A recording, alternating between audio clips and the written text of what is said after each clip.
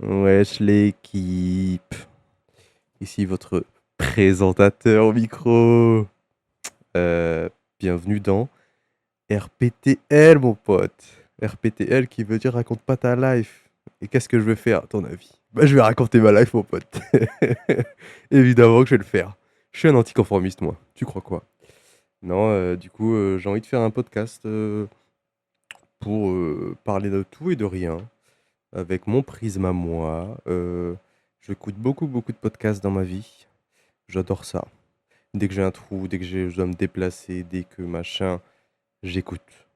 Je suis un fan de, de, de Floodcast, de 4 quarts d'heure, des choses comme ça.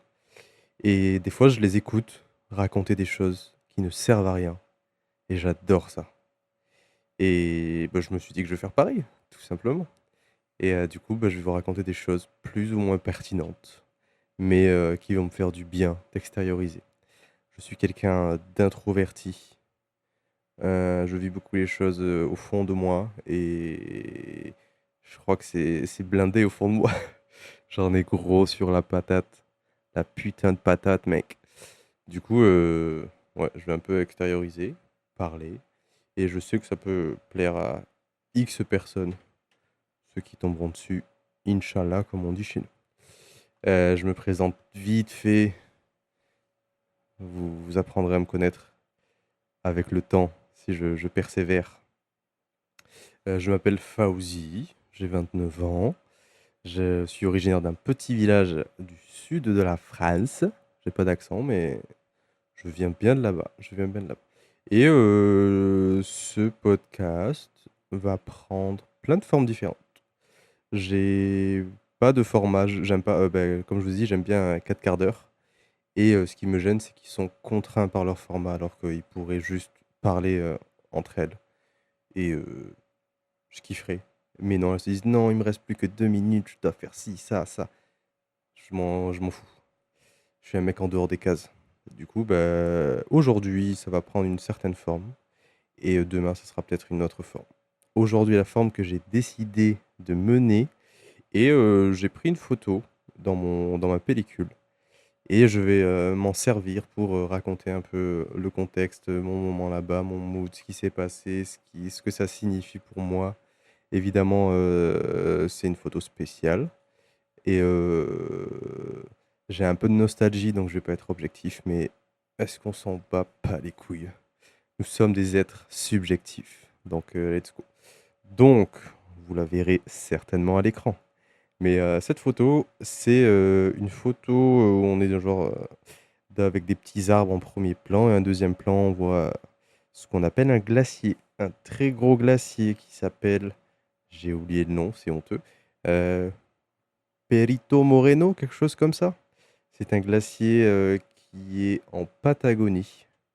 Et je pense que cette photo, elle résume beaucoup de choses. Alors, pour vous mettre dans le contexte, j'ai voyagé pendant à peu près 3 ans, une fois que j'ai eu ma licence. Évidemment, quand on voyage, on a des envies, des choses. Et je pense que ce point-là est un point très précis euh, qui englobe pas mal des choses que je voulais, etc.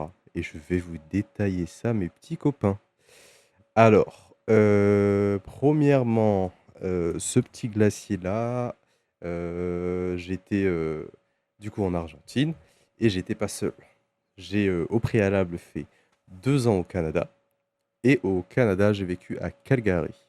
Dans cette ville de Calgary, j'étais dans une auberge. Et dans cette auberge, j'ai rencontré une personne extraordinaire. Non pas que je l'aime beaucoup, mais je dis extraordinaire dans tous les sens du terme. C'est juste quelqu'un qu'on ne rencontre pas beaucoup dans nos vies.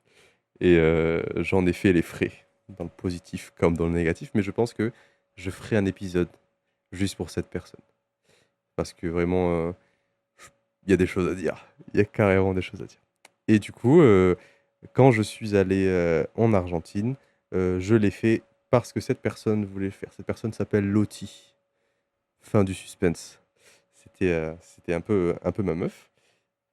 Du coup, quand on s'est quitté au Canada, parce que moi c'était la fin de mon visa, on s'est dit qu'on se reverra, mais on sait pas quand. Et pendant que j'ai continué à voyager, moi, elle m'a dit: «Oh, je suis dispo de temps à temps.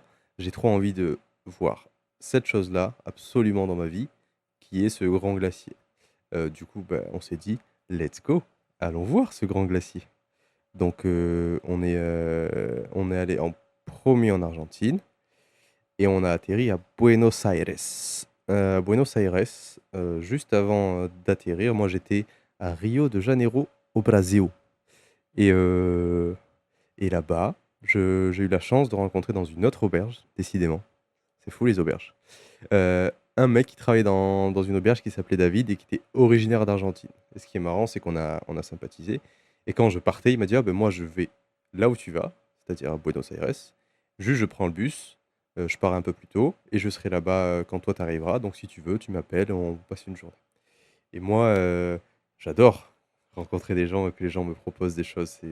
C'est pour ça que je voyage. Et pour revenir sur moi, ma personne, c'était vraiment ce que je cherchais dans ce voyage. C'était rencontrer des gens et profiter des occasions, des perches qu'on me tend. Parce que moi, je suis quelqu'un de très indécis. Donc, quand on me propose des choses, on me dit on fait ça ou ça, je ne sais pas. Mais si on me dit, oh, tu viens là et on fait ça, là, j'y vais. Donc, franchement, ce David, je l'ai rencontré du coup au Brésil. Comme j'ai dit, il travaillait dans une auberge et c'est un mec très, très rigolo, toujours là, bonne ambiance, heu, toujours là à danser, à rigoler, à proposer de faire des choses. Il parlait pas français, il parlait pas anglais, il parlait que espagnol et portugais. Moi, je ne parle ni espagnol ni portugais, mais malgré tout, il avait tellement envie de communiquer avec les gens qu'il arrivait toujours à discuter, à se faire comprendre, à faire des blagues, bonne humeur. Et quand on a voyagé ensemble, pendant que j'étais à Rio, on allait boire des coups, on allait faire de l'escalade, le pain de sucre, le pão de açúcar, pour ceux qui connaissent. Et franchement, ouais, c'est juste, tu connectes avec des gens comme ça se fait tout seul et c'était magnifique. Et quand il m'a dit: «Oh, je rentre à Buenos Aires», je me suis dit: «Beh, on se voit, c'est obligé, moi je suis là pour vivre des choses avec des gens».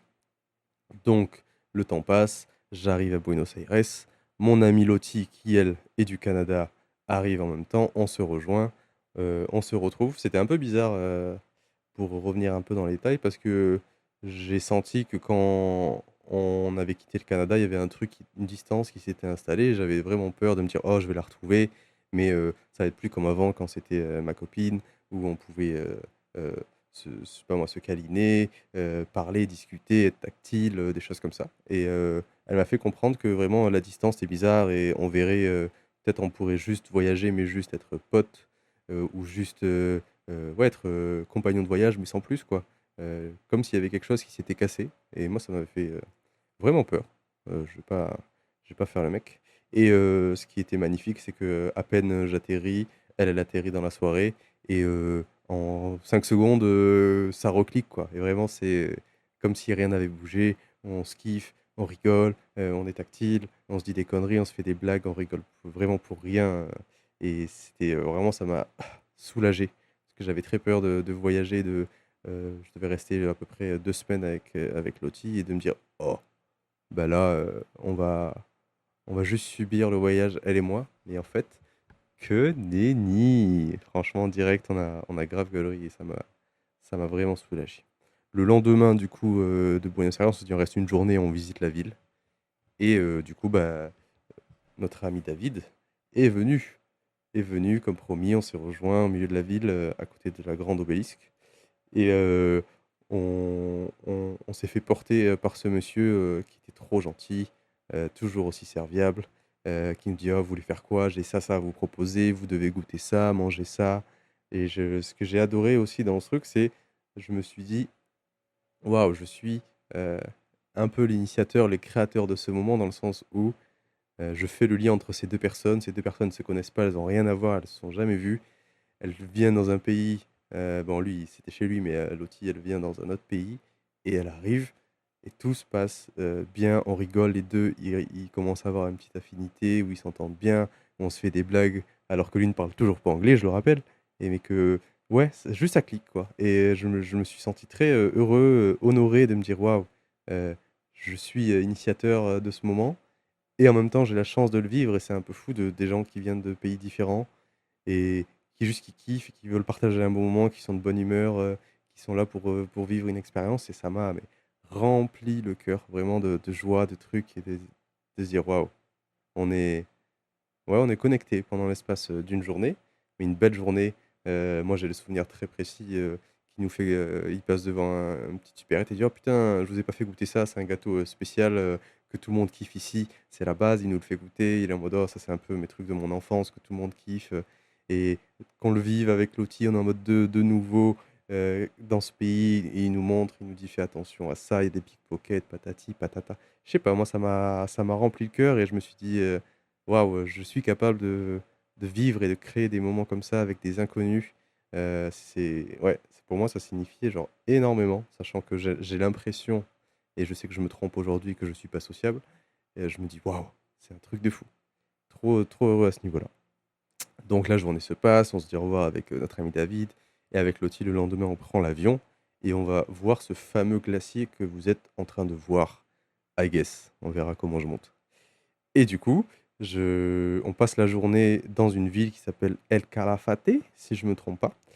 Et le glacier, il est à X heures. X heures? Non, X minutes? Allez, on va dire une bonne heure, je ne sais plus. En voiture, donc on arrive, on réserve un genre de taxi pour y aller. La journée se passe, c'est une auberge, sans plus.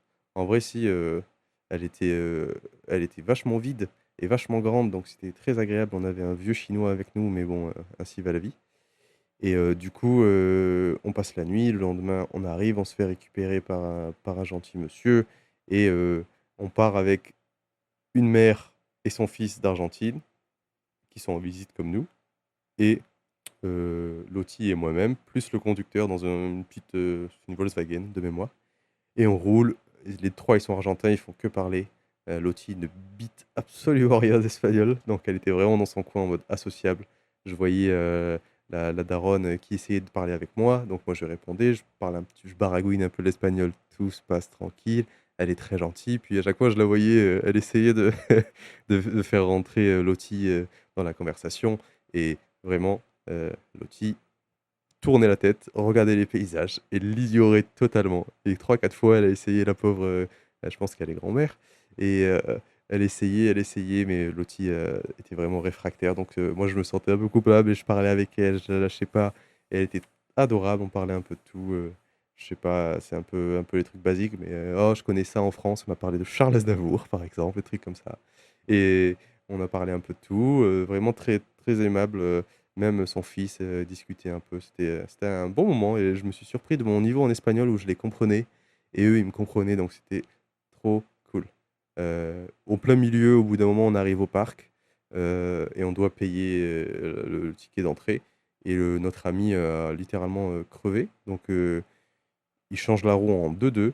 Ça se voit que c'était un galérien il avait l'habitude, il change la roue en 2-2 et on reprend la route, on roule, je sais pas moi, je pense un bon 20 minutes, une demi heure, on continue à discuter, tout se passe bien et là, on commence à voir le glacier. Alors je vais pas trop parler du glacier, mais j'ai envie de vous dire, de mémoire, que la glace que l'on voit, au fond, là, elle a l'air toute petite. C'est au moins 20 mètres de haut, facile. 20 mètres de haut et donc on la voit très loin et il y a, une superficie, 100 km², quelque chose comme ça. C'est gigantissime et en plus on le voit de loin où tu vois au début les montagnes et en second plan tu vois le glacier et vraiment une gifle. Une putain de gifle sur la route et on arrive, on voit qu'on s'approche tout excité. On était vachement contents tous, un peu émoustis. C'est vraiment on retrouve, l'âme d'enfant de l'émerveillement, quelque chose qui est tellement, peu habituel. C'était waouh, j'ai j'ai adoré.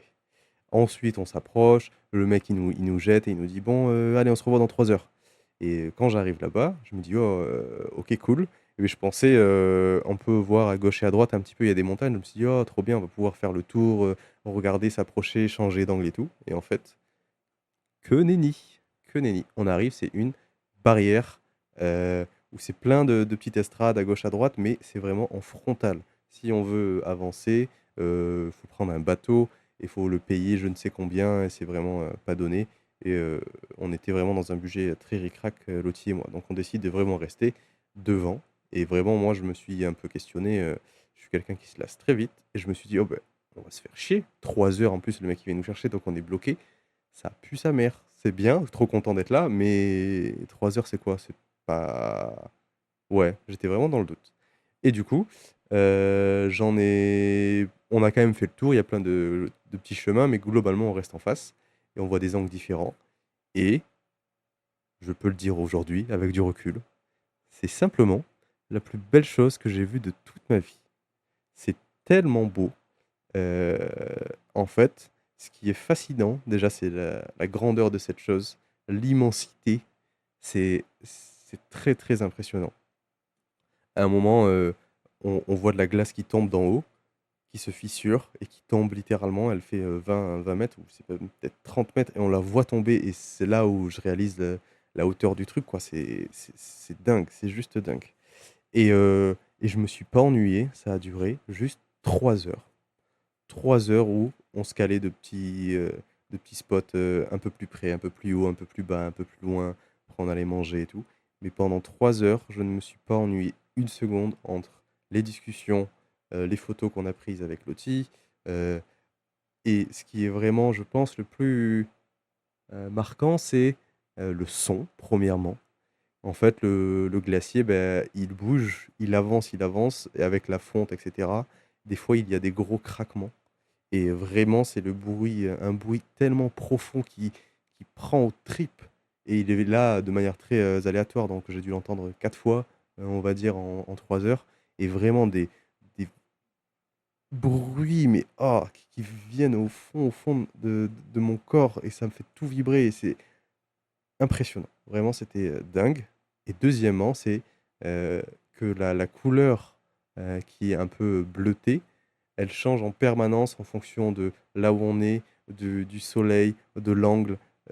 C'est juste des mmh, un panel de bleus tellement différents. Il peut y avoir des moments où c'est très blanc, pâle, après c'est un bleu profond. Quand la lumière, elle pénètre, c'est un bleu qui ressort vachement et j'étais vraiment tout le temps en admiration, à ce niveau-là et comme j'ai dit, je me suis pas ennuyé une seule putain de seconde, donc c'était trop, trop bien. En plus de ça, après, on a commencé à essayer de voir un peu aux alentours, on a reculé, on est sorti un peu des sentiers, on a vu des oiseaux, comment on appelle ça? Je crois que c'est les oiseaux, vous savez, qui tapent, sur les troncs là et qui mettent voilà les coups. Le woody woodpecker, je sais pas comment on appelle ça.